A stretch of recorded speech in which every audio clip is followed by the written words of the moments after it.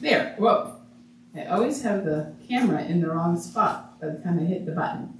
It's on my, here is where it's on the wrong spot. Okay, good morning.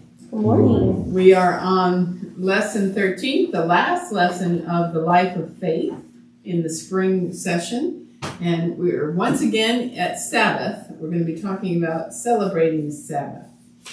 And we're going to look at Luke 4:16 through 21. I'm going to read the passage. Jesus went to Nazareth, where he had been raised. On the Sabbath, he went to the synagogue, as he normally did, and stood up to read. The synagogue assistant gave him the scroll from the prophet Isaiah. He unrolled the scroll and found the place where it was written, "The Spirit of the Lord is upon me, because the Lord has anointed me. He has sent me to preach good news to the poor, to proclaim release to the prisoners and recovery of sight to the blind, to liberate the oppressed, and to proclaim that the time had come when God would save God's people." And I'm hearing a double, there we go. He rolled up the scroll, gave it back to the synagogue assistant, and sat down. Every eye in the synagogue was fixed on him, and he began to explain to them, "Today, the scripture has been fulfilled, just as you have heard it."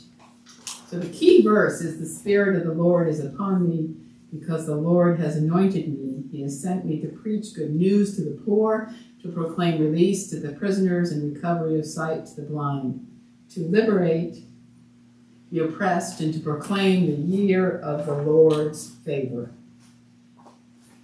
So what was interesting is the writer wanted to let us know that he was writing this, or she was writing this during 2022 as we were coming out of COVID and coming into a world where we were less restricted. But that possibly, what did COVID teach us, the restricted time, about Sabbath? But she breaks it down in her lesson as we're talking about celebrating Sabbath. She breaks it down into the things that he talks about, that we're sent to preach good news to the poor. So she wonders sometimes what is good news to the poor? What do you think is good news to the poor? Maybe food is good news to the poor. Shelter, clothing.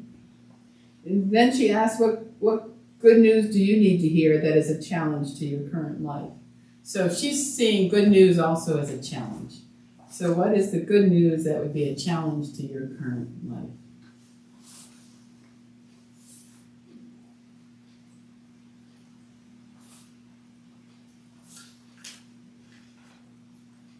Life is good? My thought was, my good news would be that Packers arrived.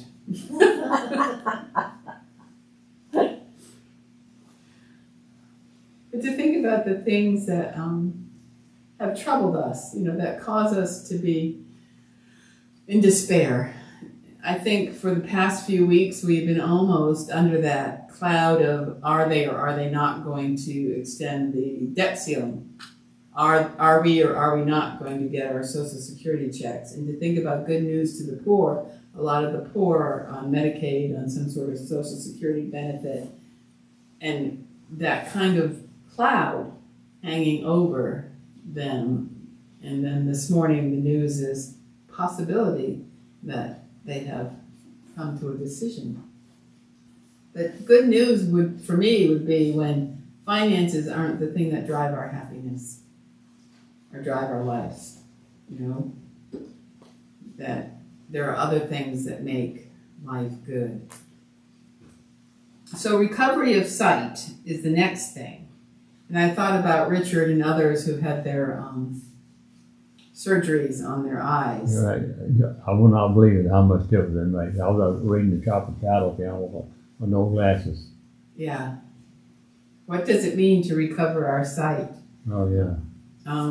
I can remember I was in the 4th grade when I got my first pair of glasses. And my sister Barbara and I shared a bedroom. And she asked me one morning, she said, "Well, what's it like?" And I said, "Well, before I didn't know trees had leaves." This big green blurry thing I hadn't realized Yeah, that trees had leaves. I didn't like wearing glasses though. I couldn't see. Yeah. Not at all. No dark glasses. So what are some of the other ways that we're blind? Have you ever thought about that, that we have ways that we are blind? We're blind to some things that, for me, it's when things look a particular way, I'm blind to them until they're changed.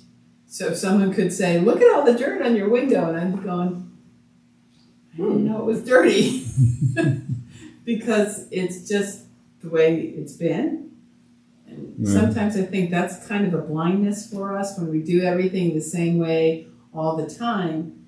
We don't see the need within that space. You know, it might need new blinds, it might need a good window washing, but you know, what are the things that we sometimes get blind to?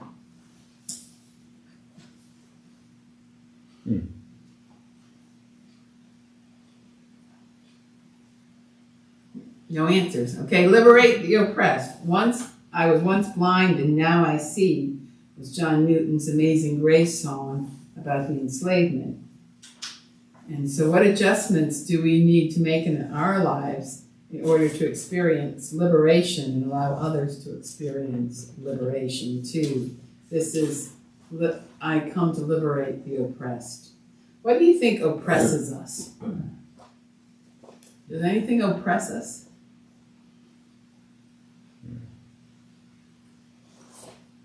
Are taxes an oppression? Insurance. Insurance? Mm-hmm. Yeah. Said that right. And to think about those who aren't insured, the oppression of the system to, you know, how do they get health care?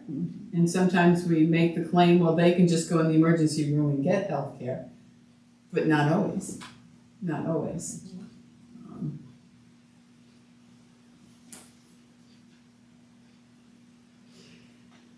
The blessing box. A lot of times I've heard, well, not a lot of times, I have heard people say, well, that gets cleaned out completely sometimes. You know, we'll fill it up and we'll sort of fill it up, and then it gets gone. So we begin to make some assumptions about why it's gone.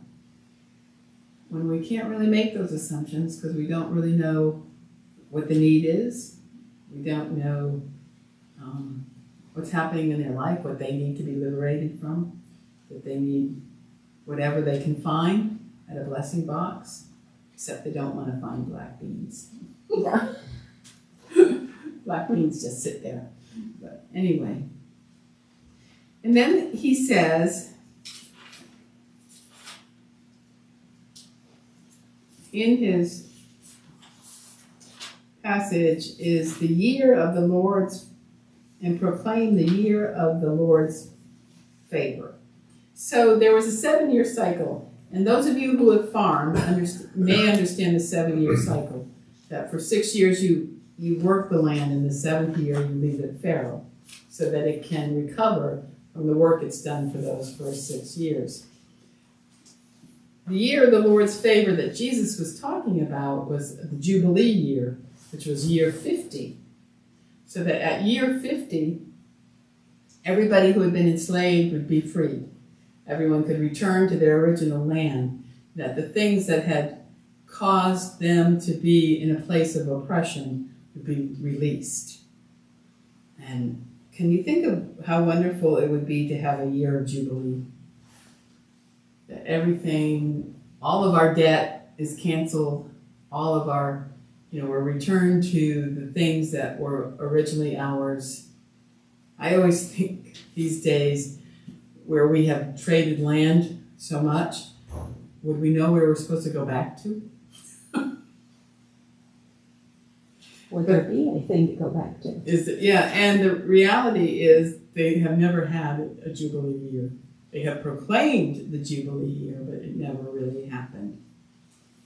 So the other interesting question is, what glimpses of the year of the Lord's favor have you experienced recently? And what can you do to help others experience the same? So I'm going to use the revival. I think that was a glimpse of the years of the Lord's favor, because it was so wonderful to see. I think it was in the last night that they counted how many churches were there. To see that many different houses of worship gathered together to celebrate and worship, and to watch people see one another who you've known, and so you'd see conversations amongst people you hadn't gathered with for a while. And I just think that was a glimpse of the year of the Lord's favor. So the final thing I want to talk about is they said that this lesson, and I thought, this doesn't sound like celebrating Sabbath, because that's the title of the lesson, is to celebrate Sabbath. And I think what Jesus and what God wanted us to do is to recognize that the gift of rest is something to celebrate. That gift of the rest of the land, the gift of being released from the things that bind us, the gift of good news, the gift of being the recovery of sight, because sometimes the recovery of sight is seeing things with new eyes, seeing things in a way we never expected to see them. All of this is a gift of Sabbath rest, that when we rest from the weariness of the world, sometimes we can see with fresh eyes from our resting place. Sometimes when we rest from the weariness of the world, we can see where people need to be liberated.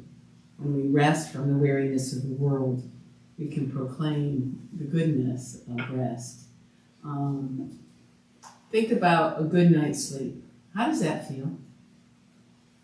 Or do you need to remember it? Yeah. Or a good nap. And you get up from a good nap and you feel so rested and so ready to face whatever comes next. But a good night's sleep, when I have an uninterrupted night's sleep, that next morning I just feel so refreshed and ready to face the day. And that's what Sabbath rest is supposed to be about. I think Donald Rose spoke a lot about how we understand Sabbath in one lesson, and how we have applied it, and maybe they didn't quite match. But what Sabbath is supposed to be is that ability to rest in the Lord, to let go of the things of the world, to let go of our cares and concerns, and just be at peace. And if that means your being at peace is working in your garden, then that's not work, that's rest. If it means being on the boat fishing, and some would say that's work because it's food, but fishing gives you peace, then you are resting in the Lord. Sabbath rest is something to celebrate. The Sabbath is something to celebrate because it's a gift from God. God gives us the gift of the ability and the time and the place to rest. We as humans have tried to regulate it. This is the day. But as we know, not everybody can have Sundays as their day of rest. Because some of us work on Sundays, some have to work on Sundays, but to not give a day to your body, your mind, and your spirit to just simply rest in God, we need to celebrate that moment. What do you think? I think so. Well, this is a really short lesson. That's what I think. So we're going to pray, and then we'll talk. Lord, thank you for the gift of Sabbath. Help us move beyond verbal assent to its importance to a genuine observance of it in our lives. In Jesus' name we pray. Amen.